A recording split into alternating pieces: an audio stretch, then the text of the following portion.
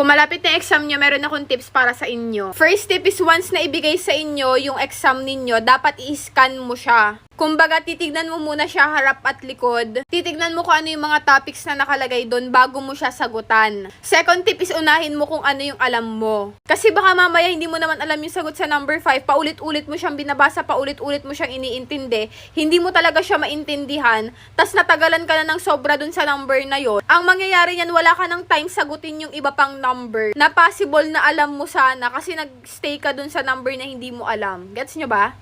Third tip is dapat magbasa ka ng instruction. O di naman kaya kung hindi mo maintindihan yung instruction, tanungin mo yung teacher mo. Siguraduhin mo sa kanya. Kasi last time nag-exam kami, binasa ko yung instruction lahat-lahat. Tapos yung teacher namin, may iba pa pala siya tinutukoy about doon sa instruction na yon. Tapos, muntikan na kaming bumagsak lahat kasi hindi daw kami nagtanong sa kanya. Hanggang ngayon, galit na galit pa rin ako doon. Pero anyways, kung may tanong kayo, sa teacher kayo magtanong, wag sa katabi nyo. Kasi possible na hindi rin alam na katabi mo yung sagot.